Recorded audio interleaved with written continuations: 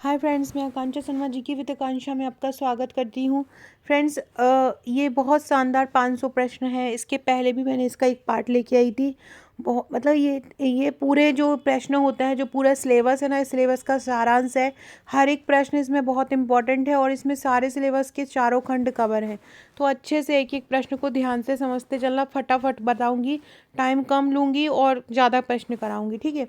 तो व्यक्तियों के बीच जो समानता की इस डिग्री होती है वो क्या कहलाती है?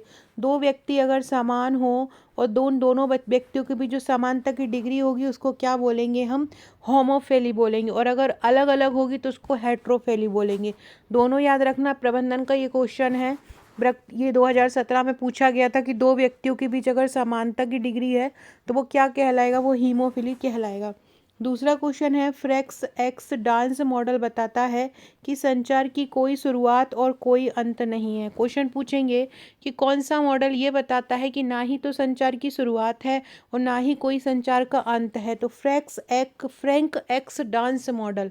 तो ऐसा ऐसा याद कर लो इसको कि मैं पहले भी डांस करता था, मैं अभी भी डांस करता हूँ, ना तो मेरे डांस की कोई शुरुआत है ना ही मेरा कोई अंत है। तो ऐसे आपको ये याद हो जाएगा। लोकतांत्रिक नेतृत्व शैली जो है वो निर्णय लेने में सहयोग और भागीदारी पर जोर देती है। लोकतांत्रिक नेतृत्व शैली क्या होती है? ये ऐसी शैली होती है जिसमें जो नेता होता है वो अपने अनुयायियों से पूछता है कि क्या सही है या क्या गलत है, राय लेता है मतलब। तो वो लोकतांत्रिक नेतृत्व शैली कहलाती है, जो निर्णय लेने में सहयोग और भागीदारी पर जोर देती है। नौकरशाही नेतृत्व शैली क्या होती है? देखो, नौकरशाही क्या होता है? जैसे कि आप सुपरवाइजर बन गए तो आप नौकरशाही कहलाएंगे। जो भी सरकार के अंडर में काम करता है तो वो नौकरशाही कहलाता है। अब जब व्यक्ति कोई गवर्नमेंट जॉब करता है या किसी संस्थान में काम करता है तो वो क्या करता है? नियमों में रह के काम करता है। तो कौन सी नेतृत्व शैली नियमों, नीति और प्रक्रियाओं पर आधारित होती है? तो जो नौकरशाही नेतृत्व शैली होती है वो नियमों, नीतियों और प्रक्रियाओं पर आधारित होती है। वृत्ताकार संचार में इनकोडर डिकोडर बन जाता है जब प्रतिक्रिया होती है। वृत्ताकार जब संचार होता है तो क्या होता है? इनकोडर डिकोडर बन जाता है। किस प्रकार के संचार में इनकोडर जो है वो डिकोडर बन जाता है? तो तो जो वृत्तीय संचार होता है या जो चक्रीय संचार होता है उसमें क्या होता है? जो इनकोडर होता है वो डिकोडर बन जाता है। कब बन जाता है? जब प्रतिक्रिया होती है। मौखिक संचार में ब्रेक डाउन का वर्णन एंट्रोपी के रूप में कर सकते हैं। एंट्रोपी का मतलब होता है बहुत ज़्यादा फैलाव, बहुत ज़्यादा बिखराव। तो मौखिक संचार में जब किसी भी चीज़ का ब्रेक डाउन होता है, शांति होती है, तो वो एंट्रोपी के रूप में हम उसका वर्णन कर सकते हैं। राष्ट्रीय महिला कोष की स्थापना कब हुई थी? 1993 में हुई थी। किस पंचवर्षीय योजना में हुई थी? 8वीं पंचवर्षीय योजना में हुई थी राष्ट्रीय महिला कोष की स्थापना। राष्ट्रीय महिला कोष की स्थापना कब हुई? 8वीं पंचवर्षीय योजना में हुई थी। कब हुई थी 8वीं पंचवर्षीय योजना? 1993 में आई थी। एक महिला ई हार्ट योजना आई थी। महिला ई हार्ट योजना 2016 में। महिला ई हार्ट योजना आई थी अभी 2016 में। उसको जो है महिला बाल विकास मंत्रालय तथा राष्ट्रीय महिला कोष की सहायता से ही आरंभ किया गया। ये महिलाओं के लिए एक प्लेटफॉर्म उपलब्ध कराता है जहां पर वो अपने उत्पादों को बेच सकते हैं, ठीक है। तो वो होता है महिला ई हार्ट योजना। कब आरंभ हुई थी? 2016 में हुई थी। किस पंचवर्षीय योजना में हुई थी? 8वीं पंचवर्षीय योजना में हुई थी। 8वीं पंचवर्षीय योजना कब से कब तक आई थी? 1992 से 1997 में 8वीं पंचवर्षीय योजना आई थी। मिलर मॉडल पर ये आधारित थी। किस मॉडल पर आधारित थी 8वीं पंचवर्षीय योजना? मिलर मॉडल पर आधारित थी। ये सारी पंचवर्षीय योजना का मैराथन वीडियो आज लेके आऊँगी शाम को सबसे पहले एक वीडियो वो आएगा जो आपका पूरा का आज दोनों शिफ्टों के जो भी एग्ज़ाम का क्वेश्चन रहेंगे, कौन से टॉपिक से पूछे जा रहे हैं, उन टॉपिक से क्वेश्चन आपको करवाए जाएंगे।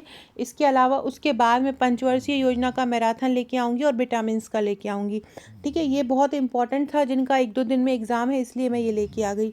इसी दौरान मतलब 8वीं पंचवर्षीय योजना में ही एलजी नीति का संकेतात्मक नियोजन किया गया। एलजी नीति का मतलब होता है उदारीकरण, निजीकरण की नीति। एलजी मतलब होता है लिबरलाइजेशन, मतलब उदारीकरण, और जी का मतलब होता है ग्लोबलाइजेशन, मतलब वैश्वीकरण। तो एलजी जो होता है ये पूरी मतलब हमने हमारा मार्केट जो है पूरे विश्व के लिए खोल दिया था, उसको हम एलजी नीति कहते हैं। इसमें संकेतात्मक नियोजन आया था, संकेतात्मक नियोजन आया था, एलजी नीति आई थी 1991-92 में। किस पंचवर्षीय योजना में आई है? 8वीं पंचवर्षीय योजना में ये आई है। 7वीं योजना का मूल नारा क्या था? 7वीं योजना का मूल नारा था भोजन, काम और उत्पादकता। 7वीं योजना का मूल नारा क्या था? 7वीं योजना का मूल नारा था, एक तो था भोजन दो, एक दूसरा था काम दो, और तीसरा उत्पादकता। भोजन, काम और उत्पादकता 7वीं योजना का मूल नारा था। 1985 से 90 में ये योजना आई थी। लकड़बग्गा वाली समिति जो थी ना, वो भी 7वीं योजना में बनी थी, लकड़बग्गा समिति। 7वीं योजना कब आई? 1985 से 90 में आई थी। और 7वीं योजना में प्रौद्योगिकी पर जोर दिया। आपसे पूछेंगे कौन सी ऐसी योजना है जो प्रौद्योगिकी पर आधारित है? 7वीं योजना प्रौद्योगिकी पर आधारित है। राष्ट्रीय बागवानी मिशन किस पंचवर्षीय योजना में आया? राष्ट्रीय बागवानी मिशन 10वीं पंचवर्षीय योजना में आया। राष्ट्रीय बागवानी मिशन किस पंचवर्षीय योजना में आया है? तो जो राष्ट्रीय बागवानी मिशन है वो 10वीं पंचवर्षीय योजना में आया। 10वीं पंचवर्षीय योजना कब आई थी? 10वीं पंचवर्षीय योजना जो आई है 2002 से 2007। 2002 से 2007 में 10वीं पंचवर्षीय योजना आई है, याद रखिएगा। और 2007 से 2012 तक कौन सी आई है? 11वीं पंचवर्षीय योजना आई थी।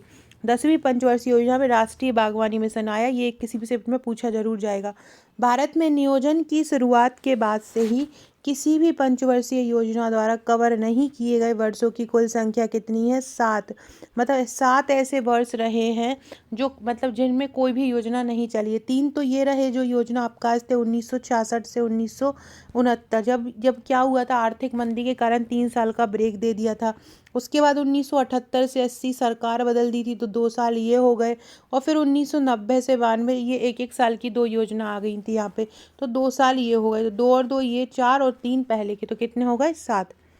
प्रोक्सेमिक्स क्या है? प्रोक्सेमिक्स संचार में जब हम किसी स्थान का अध्ययन करते हैं तो वो प्रोक्सेमिक्स कहलाता है। प्रोक्सेमिक्स क्या होता है?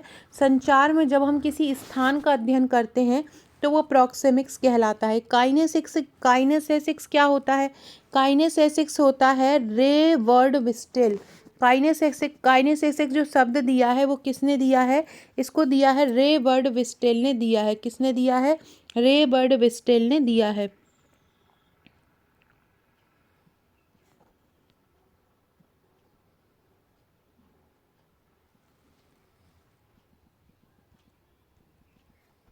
ठीक है, तो काइनेसिक्स शब्द किसने दिया है? रे बर्डविस्टेल ने दिया है। काइनेसिक्स होता क्या है? तो जब भी हम अपनी बात किसी दूसरे तक पहुंचा रहे हैं और हम बोल नहीं रहे हैं, लेकिन हम अपने हाव भाव द्वारा, चेहरे के एक्सप्रेशन द्वारा जब हम किसी को कोई चीज़ पहुंचाते हैं तो उसको हम क्या बोलते हैं? काइनेसिक्स बोलते हैं। क्या बोलते हैं उसको? हम काइनेसिक्स बोलते हैं। काइनेसेसिक्स क्या है? संचार के साधन के रूप में शरीर की गतिविधियों, हाव भाव, चेहरे के भाव आदि का जो अध्ययन होता है वो क्या कहलाता है? काइनेसेसिक्स कहलाता है, याद रखिएगा। एडिटर को क्या बोलते हैं? ये पूछा जाता है कि कौन द्वारपाल कहलाता है। ये 2014 के कुछ पेपर में पूछा गया था कि किसको द्वारपाल कहते हैं, तो एडिटर को द्वारपाल कहा जाता है। किसको? एडिटर को द्वारपाल कहा जाता है। अगला है संचार के कितने तत्व होते हैं। संचार के अलग अलग जगहों पर अलग अलग तत्व बताए हैं। कई जगह संचार के 5 तत्व बताए हैं, कई जगह संचार के 7 तत्व बताए हैं, लेकिन जो मूल तत्व होते हैं संचार के वो 5 होते हैं। मूल तत्व कितने होते हैं? 5 होते हैं। और वैसे ही फैला के बढ़ा के देखा जाए तो 7 तत्व होते हैं। लेकिन अगर आपसे पूछा जाए कि संचार करने के लिए मूलतः कितने तत्वों की आवश्यकता होती है, तो 7 तत्व मेनली होते हैं। लोकतांत्रिक नेतृत्व शैली में कौन सी विभाजित शक्ति पाई जाती है? लोकतांत्रिक नेतृत्व शैली में विभाजित शक्ति पाई जाती है। क्यों? क्योंकि देखो इस प्रकार से विभाजित होता है। क्या होता है? ये नेता है, नेता ने इधर पूछ लिया, इधर भी पूछ लिया, इस मंत्री से भी पूछा, इस मंत्री से भी पूछा, इस जनता से भी पूछा। तो सबसे जब पूछ रहा है तो वो अपनी शक्ति को क्या कर रहा है? अलग अलग जगहों पर डिवाइड कर रहा है। तो इसलिए वो शक्ति कौन सी होती है? विभाजित शक्ति होती है। ट्रिपल ए लिसनिंग में ट्रिपल ए का मतलब क्या होता है? एक तो होता है एटीट्यूड, दूसरा होता है अटेंशन और तीसरा होता है एडजस्टमेंट। पहला एटीट्यूड, दूसरा क्या होता है अटेंशन और तीसरा होता है एडजस्टमेंट। ट्रिपल ए लिसनिंग में ये ट्रिपल ए का मतलब होता है। आकस्मिकता सिद्धांत 1960 में किसने दिया? ये आकस्मिकता सिद्धांत जो दिया था वो फिडलर ने दिया था। नेतृत्व का ये सिद्धांत है। इस सिद्धांत में ये बताया है कि जरूरी नहीं है कि एक नेता किसी एक परिस्थिति में सही हो तो वो दूसरी परिस्थिति में भी सही ही होगा। ये आकस्मिकता का सिद्धांत कहलाता है। इसको परिस्थितिजन्य सिद्धांत भी बोलते हैं। और इसको किसने दिया है? फिडलर ने दिया है। महान व्यक्ति सिद्धांत किसने दिया है? इसको गुण सिद्धांत भी बोलते हैं। महान व्यक्ति सिद्धांत थॉमस कार्लाइल ने दिया है। बहुत महत्वपूर्ण है। महान व्यक्ति सिद्धांत किसने दिया है? थॉमस कार्लाइल ने दिया है। 12वीं पंचवर्षीय योजना का उद्देश्य था गैर कृषि क्षेत्र में 50 मिलियन रोजगार के अवसर पैदा करना तथा 0 से 3 वर्ष की आयु के बच्चों में कुपोषण को कम करना। ये किसका उद्देश्य था? ये 12वीं पंचवर्षीय योजना का उद्देश्य था। क्या था? गैर कृषि क्षेत्र में 50 मिलियन रोजगार के अवसर पैदा करना और 0 से 3 वर्ष की आयु के बच्चों में कुपोषण को कम करना। फिडलर का जो मॉडल है उसमें 3 स्थितियां बताई गई हैं। आपसे पूछेंगे कि फिडलर के मॉडल में कितनी स्थितियां बताई हैं? 3 स्थिति बताई हैं। नेता और उसके सदस्यों के संबंध में कार्य संरचना, उसकी पद शक्ति और नेता। सबसे पहला बताया, सबसे पहला तो नेता होगा, दूसरा होगा नेता और उसके सदस्यों के बीच संबंध। नेता और उसके सदस्यों के बीच क्या होगा? संबंध होगा। और तीसरा क्या होगा? उनकी पद शक्ति। ठीक है, ये फिडलर ने 3 स्थिति बताई हैं।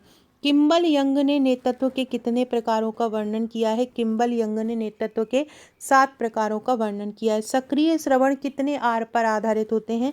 सक्रिय श्रवण 3 आर पर आधारित होते हैं। ये भी 2017 के पेपर में पूछा गया है। अभी जस्ट 1 घंटे पहले मैंने एक वीडियो बनाया है, करीब 1-1.5 घंटे का वीडियो है। उसमें मैंने प्रीवियस ईयर्स के जो 3rd खंड है आपके सिलेबस का, जिसमें विभागीय योजनाएं हैं, जिसमें अधिनियम है, जिसमें मानव अंग है, कंप्यूटर है, उससे संबंधित मैंने करीब 100 से 150 क्वेश्चन आप लोगों को कराए हैं। ज़रूर देख लेना। बस जस्ट इसके लास्ट वाला ही वीडियो है। मेरे चैनल पर जाके जस्ट लास्ट वाला वीडियो देख लेना, बहुत इंपॉर्टेंट है। इसके अलावा मैंने आपके सिलेबस का जो 3rd खंड है और जो आपके सिलेबस का जो 4th खंड है, 3rd खंड में मैंने प्रबंधन का मैराथन वीडियो बना दिया है। उसमें प्रबंधन के पूरे जो चैप्टर हैं थ्योरी वाइज पूरा समझा दिया है, चाहे वो नेतृत्व हो, चाहे वो संप्रेषण हो, चाहे सामुदायिक संगठन हो ना, तो ये सारा मैंने समझा दिया है, तो इसको कर लेना। अगला क्वेश्चन है, ये जो 3 आर का मतलब है, सक्रिय श्रवण में 3 आर का मतलब क्या होता है? पहले का होता है रिपीट, दूसरे का होता है रिफ्लेक्स और तीसरे का होता है रिस्पॉन्ड। ये 3 आर का मतलब होता है। ये 3 आर का मतलब होता है रिपीट, रिफ्लेक्स और रिस्पॉन्ड। आत्म संप्रेषण को क्या बोलते हैं? जो आत्म संप्रेषण होता है वो अंतः व्यक्तिक संप्रेषण कहलाता है। आत्म संप्रेषण क्या कहलाता है? अंतः व्यक्तिक संप्रेषण कहलाता है। सर्वोदय योजना की अवधारणा की वकालत किसने की? 1950 में जयप्रकाश नारायण ने की। सर्वोदय योजना की अवधारणा की वकालत किसने की है? 1950 में जयप्रकाश नारायण ने की। सामाजिक न्याय और समानता के साथ विकास किस पंचवर्षीय योजना में आया? 9वीं पंचवर्षीय योजना में आया है।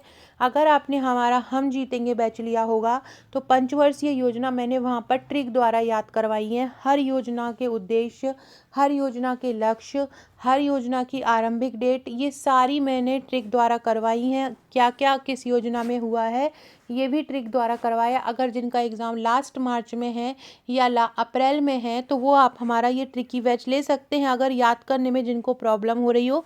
बाकी मैंने करीब इनके 200 प्लस MCQ भी तैयार किए हैं। अगर वो भी आपको लेना चाहते हैं, केवल MCQ लेना चाहते हैं, तो आप हमारे MCQ बैच से ज्वाइन हो सकते हैं। वहाँ पे आपको हर टॉपिक के MCQ मिल जाएंगे। साथ में MCQ बैच के साथ आपको टेस्ट ग्रुप फ्री मिलेगा, जहाँ पर आपको शाम से प्रैक्टिस करने को मिलती है और रात को वहाँ पर टेस्ट होते हैं। अगला क्वेश्चन है मरासमस। मरासमस रोग 6 महीने से 1 साल तक के बच्चों में कुपोषण के कारण होता है। मरासमस रोग को हम मंकी फेस भी बोलते हैं। मरासमस रोग को हम मंकी फेस भी बोलते हैं। और ये जो बीमारी होती है बहुत अल्पकालिक होती है, मतलब तुरंत इसके लक्षण दिखाई देते हैं मरासमस के। और इसमें क्या होता है, इसको सूखा रोग भी बोलते हैं। मरासमस को क्या बोलते हैं, सूखा रोग भी बोलते हैं। इसमें क्या होता है, बच्चा पूरे के पूरा का पूरा, बच्चे की जो प्रोटीन की कमी हो जाती है बच्चे के शरीर में, तो बच्चे का क्या होता है, पूरी हड्डी बाहर आ जाती है, तो बंदर जैसा उसका चेहरा दिखने लगता है, इसलिए इसको मंकी फेस भी बोलते हैं। क्वासी कब दिखाई देता है, क्वासी 2 से 4 साल की आयु में कुपोषण के कारण होता है। 1 साल का बच्चा जन्म के समय का वजन का 3 गुना हो जाता है। जब अगर बच्चे का वजन जन्म के समय 3 साल होता है तो 1 साल में वो कितने साल का हो जाएगा, 9 साल का हो जाएगा। 6 महीने में उसका वजन जन्म के समय का दोगुना हो जाता है और 1 साल में उसका वजन जन्म के समय का तिगुना हो जाता है। जन्म के समय बच्चे की लंबाई कितनी होती है, 50 सेंटीमीटर से 51 सेंटीमीटर तक होती है जन्म के समय बच्चे की लंबाई।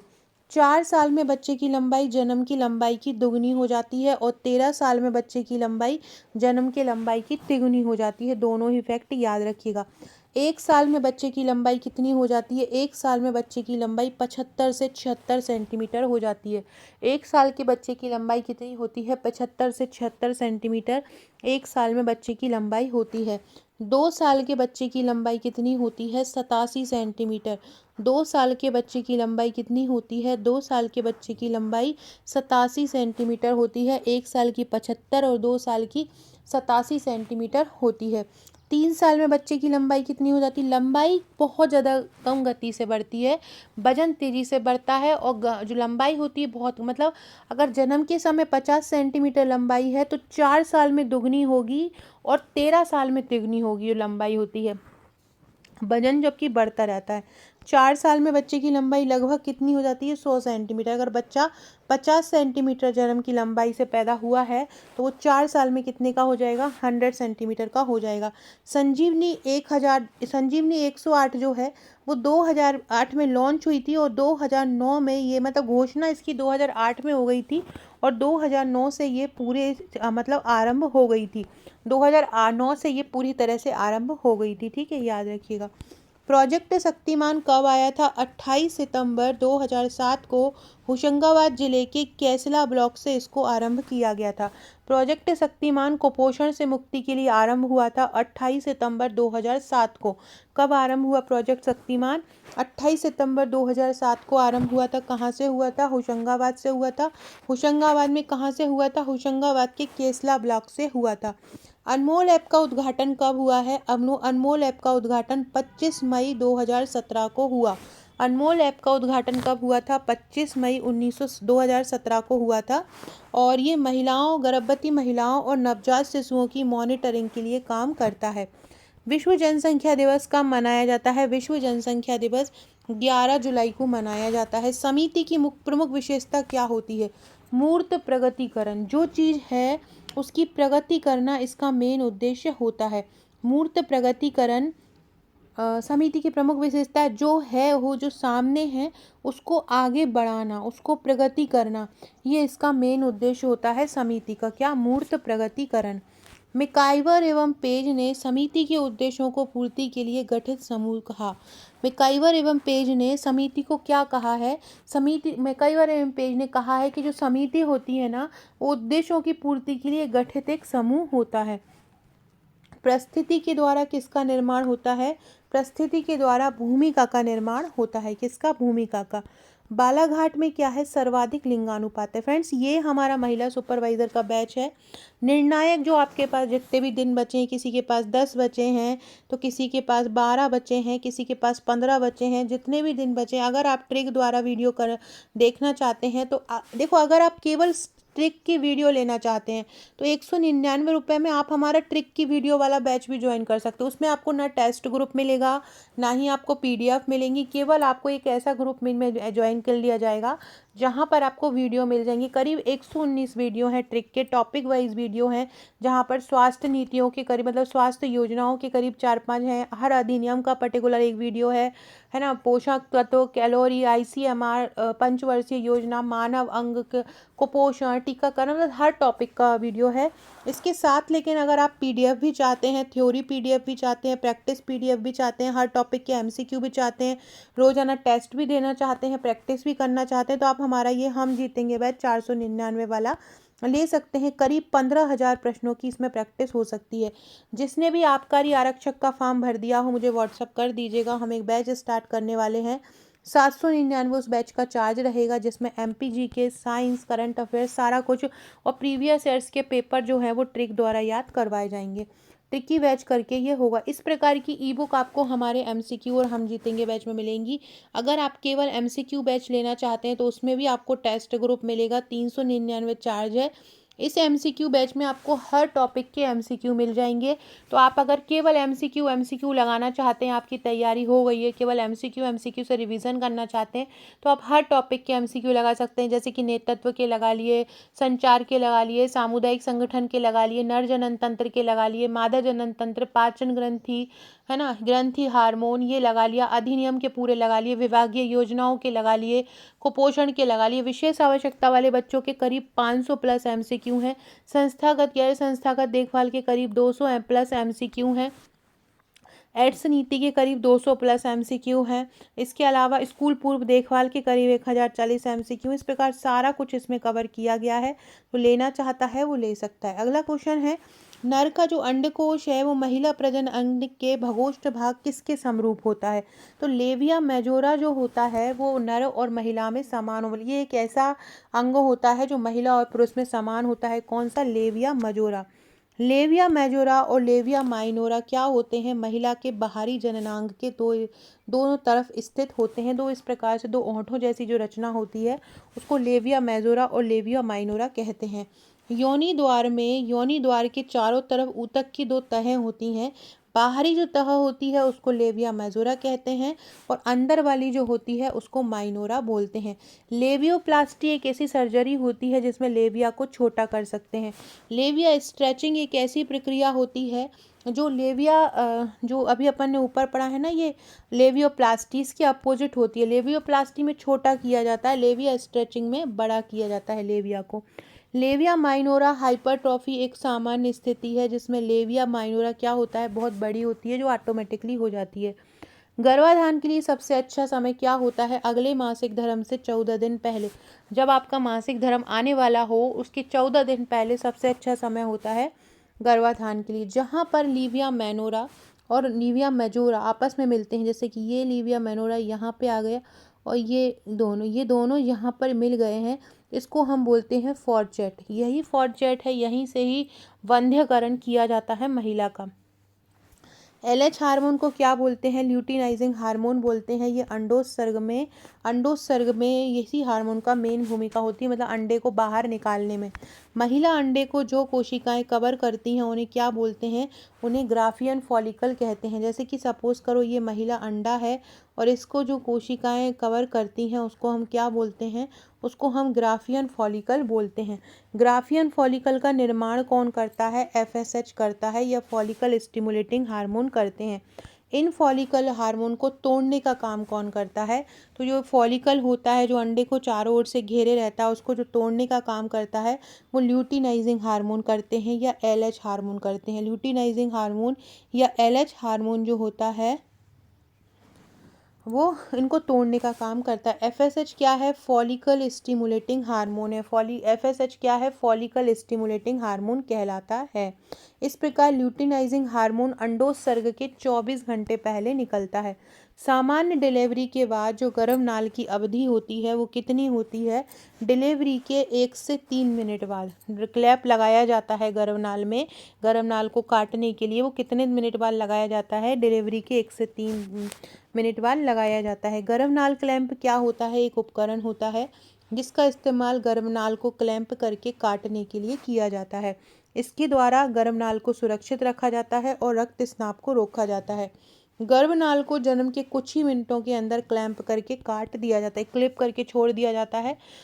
जो गर्भ नाल होती है जो छोड़ दिया जाता है, जैसे कि ये बच्चे का पेट है, ये गर्भनाल है, ये गर्भनाल है, यहाँ पर क्लैंप लगा दिया है और इतना काट लिया है और इतना जो हिस्सा है छोड़ दिया जाता है। जितना हिस्सा छोड़ा जाता है वो 3 सप्ताह बाद ऑटोमेटिकली झड़ के गिर जाता है। अगर नहीं गिरता है तो फिर वो प्रॉब्लम होती है, जिसको बच्चे को संक्रमण हो जाता है, ओम्फाइटिस जिसको हम बोलते हैं।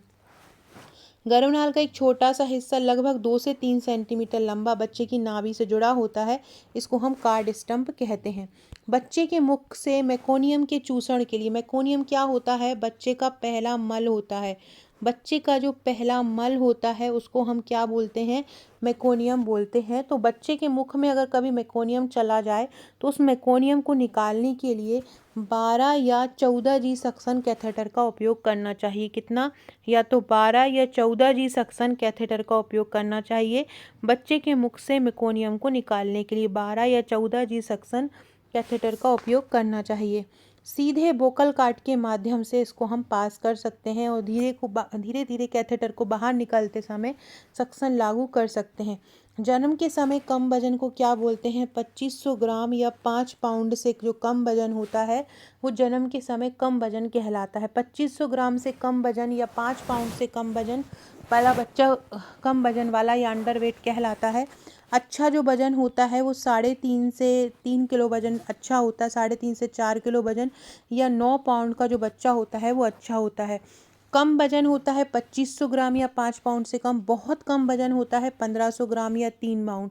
और बेहद कम वजन होता है 1000 ग्राम से कम या 2 पाउंड। इसमें बच्चा जीवित ही नहीं रह पाता है। 6 महीने से 12 महीने के बच्चे को प्रतिदिन कितनी कैलोरी दी जाती है, 800 किलो कैलोरी दी जाती है। हर एक प्रश्न इतना इम्पॉर्टेंट है ना इसका, मतलब हर एक प्रश्न मतलब ऐसा है कि जो लगेगा ही एग्ज़ाम में आना है, मतलब बहुत अच्छे से पढ़ लेना इसको। शिशु को कितनी प्रोटीन की आवश्यकता होती है, शिशु को 13 से 14 ग्राम प्रोटीन की आवश्यकता होती है। शिशु को प्रतिदिन कितना दूध आवश्यक होता है, 600 मिलीलीटर दूध शिशु को प्रतिदिन आवश्यक होता है। बच्चों का खुद से दूध छोड़ना क्या कहलाता है, बच्चा जब खुद से दूध छोड़ता है तो उसको हम विनिंग कहते हैं। क्या कहते हैं, विनिंग। बच्चा जब खुद से दूध छोड़ता है तो उसको क्या कहते हैं, उसको विनिंग कहते हैं। बच्चा जब खुद से दूध छोड़ता है तो क्या कहते हैं, विनिंग कहते हैं। जो माता का जो शुरू का 3 दिन का दूध होता है जिसमें IgA एंटीबॉडी भी पाई जाती है, मिनरल्स भी पाए जाते हैं, प्रोटीन भी पाया जाता है ना, ये जो इसको और क्या कहते हैं देसी लैंग्वेज में, खीस कहते हैं। क्या कहते हैं, खीस। कोलेस्ट्रॉल में आयरन नहीं पाया जाता। माता के दूध में 3.5 से 4 ग्राम वसा पाई जाती है। कितनी, 3.5 से 4 ग्राम वसा माता के दूध में पाई जाती है। बड़ी माता किसके कारण होती है, बैरीसेला जोस्टर वायरस के कारण होती है। डॉट पद्धति किसकी रोकथाम में शामिल है, टीबी की रोकथाम में शामिल है। शुरुआत कब हुई थी, 1997 में हुई थी। RNTCP प्रोग्राम था जो कि संशोधित टीबी नियंत्रण कार्यक्रम है, उसके साथ ही डॉट्स पद्धति को आरंभ किया गया था। डायरेक्ट ऑब्जर्वेशन ट्रीटमेंट होता है ये मरीज का, इसमें डायरेक्ट ऑब्जर्वेशन में रखा जाता है। Directly observe therapy short course which is medical treatment strategy for tuberculosis. BCG vaccine को कब दिया जाता है, BCG वैक्सीन को जन्म के 24 घंटे के अंदर दिया जाता है। बाईं भुजा में इसको दिया जाता है। कहाँ दिया जाता है, बाईं भुजा में इसको दिया जाता है। और इसकी मात्रा कितनी होती है, 0.0 ml यदि जन्म के तुरंत बाद दी जाती है। यदि वैक्सीन की मात्रा अगर किसी कारण से बच्चे की तबीयत खराब है और जन्म के तुरंत बाद इतनी नहीं दे पाए हैं तो थोड़े 1 महीने बाद उसको दे देते हैं, तब जब इसकी मात्रा दी जाती है तो 0.1 ml दी जाती है। हाइपोग्लाइसीमिया क्या होता है, शुगर की कमी होना। ग्लाइसेमिया मतलब ग्लूकोज, शुगर की कमी होना। एनीमिया से ग्रसित शिशु में हाइपोग्लाइसीमिया होने की संभावना अधिक होती है। हेपेटाइटिस ए किसके कारण होता है, हेपेटाइटिस ए जो होता है संक्रमित जल के कारण होता है। हेपेटाइटिस ए में यकृत की सूजन हो जाती है, मतलब यकृत शोथ हो जाता है। ठीक है। हेपेटाइटिस ए की जो वैक्सीन होती है वो हेपेटाइटिस ए वायरस के संक्रमण के विरुद्ध एक निष्क्रिय वैक्सीन होती है। हेपेटाइटिस ए की जो वैक्सीन होती है वो कैसी होती है, निष्क्रिय वैक्सीन होती है। ठीक है। और दूषित जल के कारण हेपेटाइटिस होता है। हेपेटाइटिस ए को हम पुरानी जिगर की बीमारी का कारण नहीं, मतलब हेपेटाइटिस एक नई बीमारी होती है, इसको पुरानी जिगर की बीमारी का कारण नहीं बोलते। जबकि हेपेटाइटिस बी और सी जो होती हैं वो एक क्रोनिक डिसीज़ होती हैं, मतलब लंबे समय तक होती रहती हैं। जीर्ण जिगर की बीमारी जो होती है, पुरानी जिगर की बीमारी हेपेटाइटिस बी और सी के कारण होती है। ये क्या होती है, यौन संबंध के कारण भी फैलती है, योनि मार्ग द्वारा, रक्त द्वारा भी फैल सकती है। इन दोनों द्वारा हेपेटाइटिस बी और हेपेटाइटिस सी दोनों होता है। हेपेटाइटिस ए क्या होता है, बहुत ज़्यादा संक्रामक बीमारी होती है। हेपेटाइटिस सी को छोड़कर सभी अन्य टीकाकरण के साथ रोके जा सकते हैं। हेपेटाइटिस सी का कोई टीकाकरण नहीं है, बाकी उनको रोका जा सकता है। हेपेटाइटिस ए और ई जो होते हैं मुख्य रूप से दूषित भोजन और पानी से फैलते हैं। किससे फैलते हैं हेपेटाइटिस ए और हेपेटाइटिस ई? दूषित भोजन और पानी से फैलते हैं। हेपेटाइटिस बी मुख्य रूप से क्या होता है, यौन संचारित रोग होता है। हेपेटाइटिस के 5 प्रकार होते हैं, ए बी सी डी और ई। अंडे में कौन सा अम्ल पाया जाता है? अंडे में अनिवार्य अमीनो अम्ल एल्बुमिन पाया जाता है। अनिवार्य अमीनो अम्ल 9 होते हैं। ऐसे अमीनो अम्ल जिनको हमें बाहर से इनटेक करना पड़ता है, मतलब जिन्हें हमारा शरीर नहीं बनाता है, उन्हें हम अनिवार्य अमीनो अम्ल कहते हैं। जबकि जिन्हें हमारा शरीर बनाता है उन्हें हम अनावश्यक अमीनो अम्ल कहते हैं। एक अंडे की जर्दी में 90% से अधिक विटामिन B12 होता है। कितने प्रतिशत से अधिक? 90% से अधिक विटामिन B12 होता है। अंडे की जर्दी में विटामिन डी भी पाया जाता है। अंडे के कारण महालोही प्रसू एनीमिया नामक महालोही प्रसू एक एनीमिया हो जाता है। अगर अंडा खाते हैं तो वो उसको रोकने में मदद करता है, जो लोगों को बहुत ज़्यादा कमज़ोर बनाता है। विटामिन ए हृदय, फेफड़े, गुर्दे और अन्य अंगों को ठीक से काम करने में मदद करता है। अंडे में कौन सा विटामिन अनुपस्थित होता है? विटामिन सी अनुपस्थित होता है। पेट का निचला हिस्सा जो छोटी आंत से जुड़ता है उसको क्या बोलते हैं? पाइलोरस बोलते हैं। हमारे जस्ट पेट के नीचे एक छोटा सा एक हिस्सा होता है, उसको हम पाइलोरस बोलते हैं। जो खाना होता है वो यहाँ पहले जो खाना थोड़ा थोड़ा करके निकलता है वो इस पाइलोरस के माध्यम से ही नीचे जाता है छोटी आंत में। पाइलोरस स्टेनोसिस में क्या होता है, पेट के इस हिस्से की मांसपेशियां बढ़ जाती हैं, जिससे पाइलोरस का मुंह क्या होता है, सकरा हो जाता है, मतलब संकुचित हो जाता है, छोटा हो जाता है, जिससे खाना छोटी आंत में नहीं पहुंच पाता, भोजन को पेट में जाने से रोकता है। पाइलोरिक स्टेनोसिस अगर हो जाता है तो उसका इलाज सर्जरी से किया जाता है। ये ऐसी स्थिति होती है जिसमें पेट और छोटी आंत के बीच की जगह जो होती है घनी होती है। हमारे पेट और छोटी आंत के बीच पाइलोरिक पाया जाता है। इसी पाइलोरिक के माध्यम से पेट से जो भोजन होता है वो छोटी आंत में जाता है, और अगर यही में संक्रमण हो गया, यही खराब हो गया, तो खाना नहीं पहुंचेगा, जिसके कारण क्या होगा कि जो खाना स्थिति खराब हो जाएगी और पेट का ऑपरेशन करने जैसी स्थिति हो जाती है। पाइलोरिक स्टेनोसिस अक्सर 6 महीने से कम उम्र वाले बच्चों में अब कभी कभी आपने देखा होगा बच्चे को दूध पिला रहे हैं, वो उगल रहा है बाहर, पेट उसका फूलता जा रहा है, तो वो किस लिए होता है? इसीलिए क्योंकि बच्चे का दूध जो होता है अंदर पच ही नहीं रहा है। इस स्थिति में पाइलोरस मांसपेशियां छोटी आंत में खाना नहीं जाने देती। ये लड़कों में ज़्यादा होता है। खाना आमाशय से कहाँ नहीं जाता है? छोटी आंत में नहीं जाता है। पाचन तंत्र को क्या कहते हैं? गैस्ट्रोइंटेस्टाइनल सिस्टम भी कहा जाता है। छोटी आंत पाचन तंत्र का सबसे लंबा हिस्सा होता है। छोटी आंत की लंबाई लगभग 7 मीटर या 22 फीट होती है। कितनी? 7 मीटर या 22 फीट होती है। आपको मुझे कमेंट करके बताना है यकृत की लंबाई कितनी होती है। आप लोगों को मुझे कमेंट करके बताना है कि यकृत की लंबाई कितनी होती है। सॉरी, मैंने यकृत क्यों बोल दिया, यकृत का तो वजन ही मेन होता है। बड़ी आंत की लंबाई कितनी होती है? सारे लोग मुझे कमेंट करके बताइएगा कि बड़ी आंत की लंबाई कितनी होती है। सारे लोग कमेंट कीजिएगा। जैसे छोटी आंत की लगभग 6 से 7 मीटर होती है, बड़ी आंत की कितनी होती है, ये सारे आप लोग मुझे कमेंट करके बताइएगा, ठीक है, कि छोटी आंत की बड़ी आंत की लंबाई कितनी होती है। अगला है खसरा जो होता है डैश के कारण होता है। खसरा जो होता है रोबेला विषाणु के कारण होता है। खसरा किसके कारण होता है? रोबेला विषाणु के कारण होता है। इसके कारण शरीर पर एक पिंक कलर के चिट्टे पड़ जाते हैं, जिसको हम कॉप्लिक स्पॉट बोलते हैं। शरीर पर क्या होते हैं? पिंक कलर के स्पॉट पड़ जाते हैं, जो क्या कहलाते हैं? कॉप्लिक स्पॉट कहलाते हैं। खसरा किस प्रकार का रोग है? किसके द्वारा फैलता है? खसरा एक वायु जनित रोग होता है। ये खसरा से दोनों शिफ्ट में क्वेश्चन पूछे गए थे, 7 और 8 में, और आज भी देखो क्या क्वेश्चन पूछे जाते हैं। तो खसरा किस प्रकार का रोग है? खसरा एक वायु जनित रोग है। मतलब खसरा किसके द्वारा होता है? वायु द्वारा होता है। पैरामेक्स, आपने गलगंड नाम सुना होगा जिसको बोलते हैं मम्स, जिसमें MMR वैक्सीन दी जाती है ना, मीजल्स मम्स रूबेला, उसका ही होता है मम्स। इसमें क्या होता है, जो गला होता है, गले में एक पैरोटिड ग्रंथि पाई जाती है, उस पर पैरामाइक्सोबायरस आक्रमण कर देता है, जिसके कारण टॉन्सिल में सूजन आ जाती है, उसी को हम बोलते हैं मम्स। खसरे के विषाणु को पहली बार 1954 में नोबेल पुरस्कार विजेता जॉन एफ एंडर्स और थॉमस पीवल्स द्वारा पृथक किया गया था। खसरा या रूबेला एक विषाणु जनित संक्रमण होता है जो श्वसन तंत्र में शुरू होता है। खसरे का विषाणु जो होता है कहाँ पर होता है? नाक और गले के श्लेष्मा बलगम में होता है। खसरे की ऊष्मायन अवधि लगभग 10 से 14 दिन होती है। MMR टीके की खुराक सबक्यूटेनियस मार्ग से दिया जाता है। खसरे की जो खुराक होती है कहाँ से दी जाती है? सबक्यूटेनियस मार्ग से दी जाती है। सबक्यूटेनियस कितने डिग्री का एंगल बनाता है? 45 डिग्री का। ये टीकाकरण का भी मैंने मैराथन वीडियो बनाया था। बाकी हमारे हम जीतेंगे बैच में इसके ट्रिक के वीडियो डले हैं। टीकाकरण के 4 पार्ट डले हैं, चारों पार्ट देख लेना, एक भी क्वेश्चन बाहर नहीं जाएगा। सारी डिग्री, सारे कौन सी निष्क्रिय है, कौन सी सक्रिय है, कहाँ पर कौन सी वैक्सीन दी जाती है, कब खोज हुई, कब वैक्सीनेशन में शामिल किया, ये सारा मैंने बहुत अच्छे से कवर किया है। नोट्स भी आपको दिए हुए हैं PDF फॉर्म में, MCQ भी PDF फॉर्म में दिए हुए हैं, आप प्रिंट भी निकाल सकते हैं।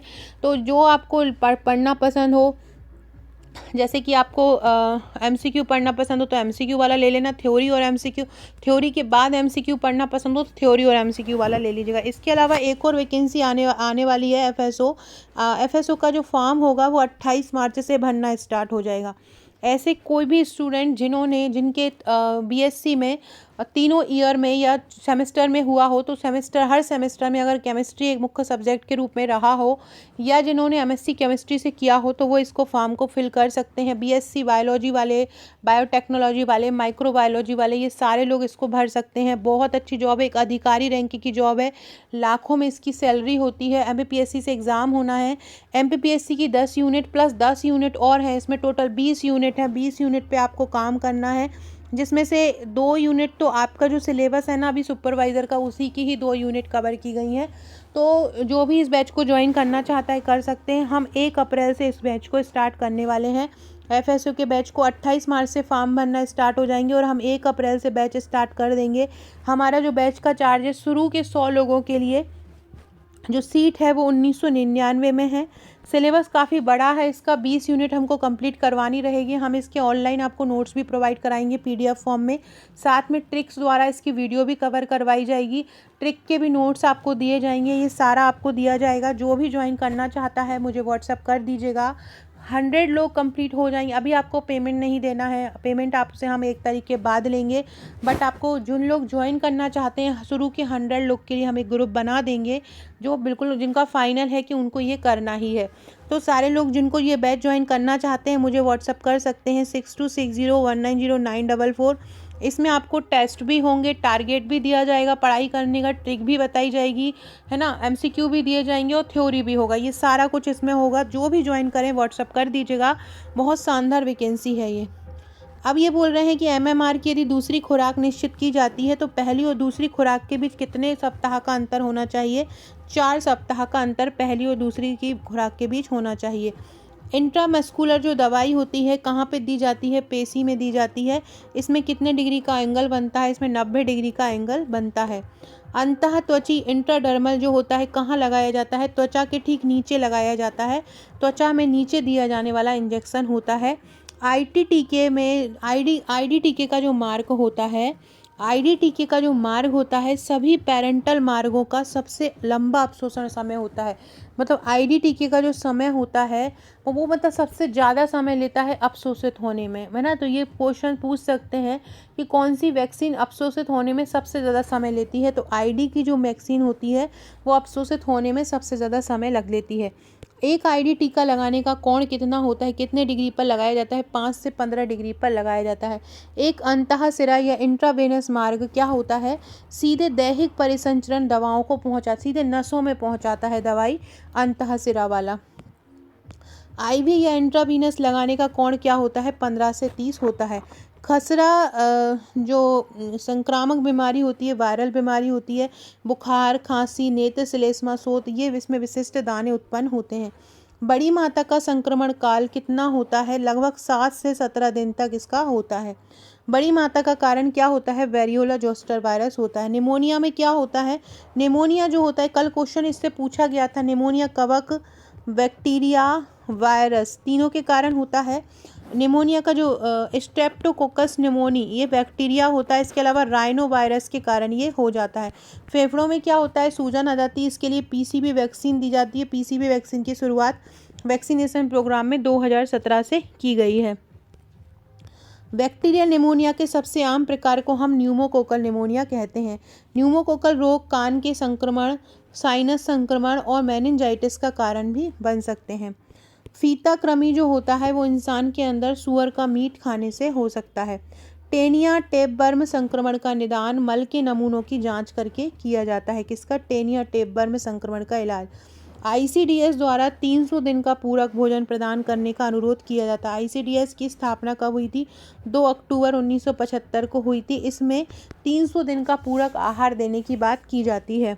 1971 से विटामिन ए न्यूनता के विरुद्ध रोग निरोध कार्यक्रम का कार्यान्वयन किया जा रहा है। कब से? 1970 से। सभी 1 से 5 वर्षीय बच्चों को 6 महीने में एक बार मौखिक रूप से विटामिन ए की 2 लाख इंटरनेशनल यूनिट दिए जाते हैं। लेकिन अगर बच्चा की उम्र 1 साल से कम है, जब पहली वैक्सीन इसको दी जाती है विटामिन ए की, तब कितना दिया जाता है? तब 1 लाख इंटरनेशनल यूनिट दिए जाते हैं। और 1 साल के बाद कितनी दी जाती है? 2 लाख इंटरनेशनल यूनिट दी जाती है। किस मार्ग द्वारा दी जाती है? मौखिक मार्ग द्वारा दी जाती है। विद्यालय आयु अवधि कितनी होती है? विद्यालय की जो आयु अवधि होती है वो 6 से 12 साल होती है। फ्रेंड, आकांक्षा 1957 मेरी इंस्टाग्राम आईडी है।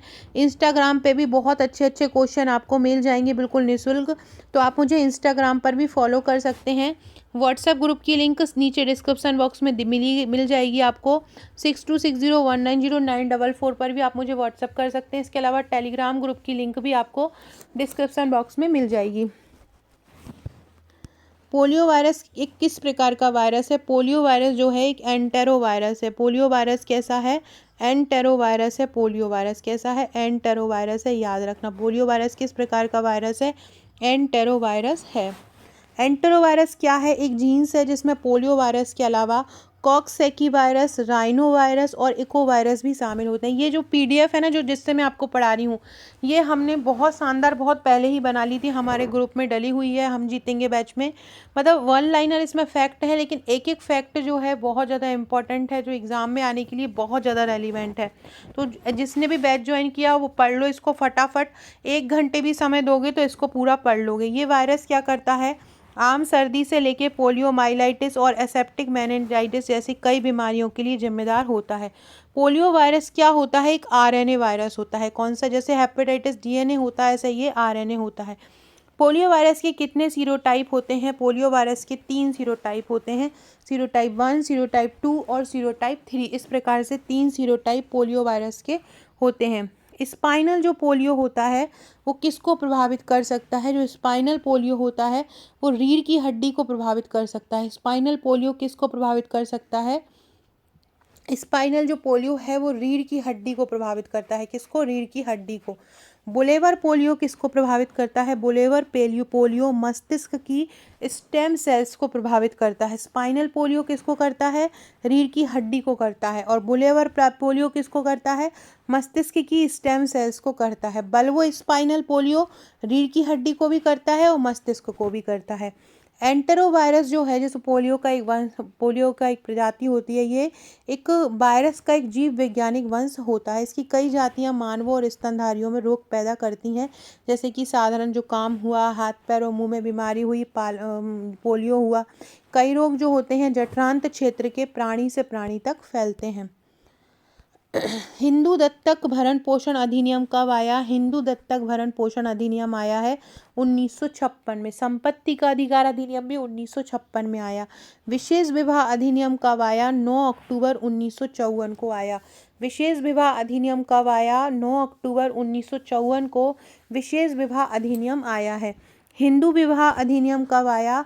18 मई 1955 में आया हिंदू विवाह अधिनियम। इसमें 6 अध्याय हैं और धारा 30 है। क्या है इसमें? 6 अध्याय हैं और धारा कितनी है हिंदू विवाह अधिनियम में? 30 धाराएं हैं।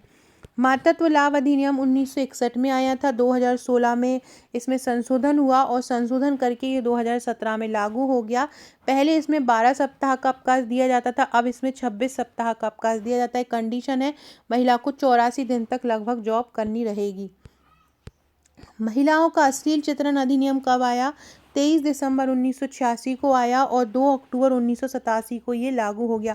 सारे लोग जिनको वीडियो पसंद आ रही है, सारे लोग सबसे पहले लाइक कर दीजिएगा, कमेंट जरूर कीजिएगा, सारे कमेंट मैं पढ़ती हूँ। इसके अलावा वीडियो को शेयर कीजिएगा।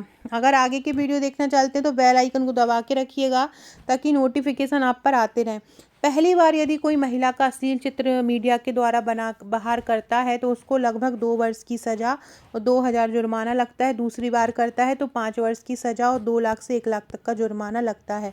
सती आयोग निवारण अधिनियम 1987 में आया, 3 जनवरी 1988 से लागू हुआ। पहला लागू करने वाला राज्य राजस्थान है। सती आयोग अधिनियम किस पंचवर्षीय योजना में आया? 7वीं पंचवर्षीय योजना में आया। 1882 में बूंदी रियासत ने सबसे पहले सती प्रथा पर रोक लगाई। किसने लगाई है सबसे पहले सती प्रथा पर रोक? लोग बूंदी रियासत ने लगाई है। 1829 में British governor Lord William Bentinck ने बंगाल सती विनियमन 1829 को लागू किया। गर्भधारण पूर्व और प्रसव पूर्व निदान तकनीक लिंग चयन का निषेध अधिनियम कब आया? 1994 में आया। इस अपराध में 3 से 5 साल तक की सजा और 10,000 से 1 लाख रुपए तक का जुर्माना मिलता है। इस अधिनियम में 2003 में संशोधन हुआ और 2011 से इसको सख्ती से लागू किया गया। घरेलू हिंसा अधिनियम 13 सितंबर 2005 को गठित हुआ और 26 अक्टूबर 2006 को लागू हुआ। फिर इसमें 2019 में संशोधन भी हुआ। एमटीपी एक्ट 2002 और 2021 में संशोधन हुआ। एमटीपी एक्ट में कब हुआ? 2002 और 2021 में हुआ। मेडिकल टर्मिनेंसी का प्रेगनेंसी एक्ट कब आया? 1971 में। यूएनसीआरसी क्या है? संयुक्त राष्ट्र बाल अधिकार सम्मेलन है। ये 1989 में आ गया था, 1990 में लागू हो गया था और भारत ने इस पर हस्ताक्षर 1992 में कर दिए थे। The United convention on the rights of the child इसको बोला जाता है। फ्रेंड्स, ये जो हमारे एमसीक्यू ई बुक के साथ आपको ये इस प्रकार की प्रबंधन की ई बुक भी मिलेगी जिसमें सारे प्रबंधन के एमसीक्यू रहेंगे। इसके बाहर कुछ नहीं जाएगा। 1000 प्लस एमसीक्यू इसमें रहेंगे। संयुक्त राष्ट्र महासभा ने 20 नवंबर 1989 को सर्वसम्मति से इसको यूएनसीएचआरसी को मंजूरी दी थी। अनुच्छेद 15 क्या है? धर्म जाति लिंग के संबंध में जानकारी देता है। आज मैंने कल रात को मैंने जितने भी आर्टिकल हैं इम्पोर्टेंट, जितने भी संविधान में आर्टिकल हैं इम्पोर्टेंट, सारे की मैंने एक वीडियो बनाई है। नहीं देखा हो तो देख लो। अब लास्ट से सिर्फ सेकंड है, कल रात वाला वीडियो है। महत्वपूर्ण अनुच्छेद जितने भी पूछे जा सकते हैं और पूछ रहे हैं हर एग्जाम में एक एक अनुच्छेद, तो वो उसमें करीब मैंने 30-35 अनुच्छेद करवाए हैं महिलाओं और बच्चों से संबंधित। एक भी क्वेश्चन वहाँ से बाहर नहीं जाएगा, उसको देख लेना। मैं कमेंट बॉक्स में लिंक भी डाल दूंगी। अनुच्छेद 15 धर्म जाति लिंग और वंश से संबंधित है कि धर्म जाति लिंग के आधार पर किसी से कोई भेदभाव नहीं किया जाएगा। अनुच्छेद 45 बोलता है 6 वर्ष से कम आयु के बच्चों को शिक्षा का अधिकार। 6 से 14 वर्ष तक के बच्चों को शिक्षा का अधिकार देता है अनुच्छेद 21A। 6 से 14 वर्ष तक के बच्चों को कौन देता है? अनुच्छेद 21A देता है। अनुच्छेद 21A आरटी अधिनियम के तहत 1 अप्रैल 2010 को लागू हुआ।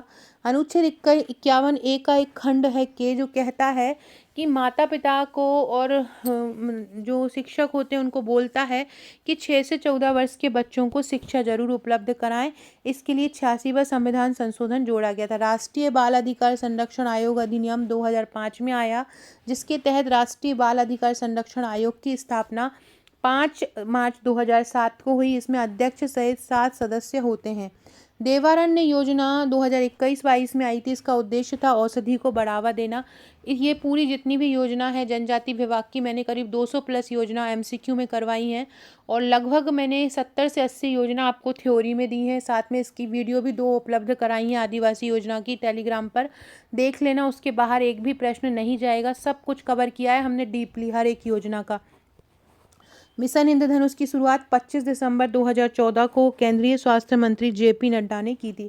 फ्रेंड्स, इसके आगे के क्वेश्चन अब मैं नेक्स्ट वीडियो में बनाऊंगी, है ना, और देख लीजिएगा अच्छे से, इन प्रश्नों को अच्छे से कर लीजिएगा। Okay friends, thank you.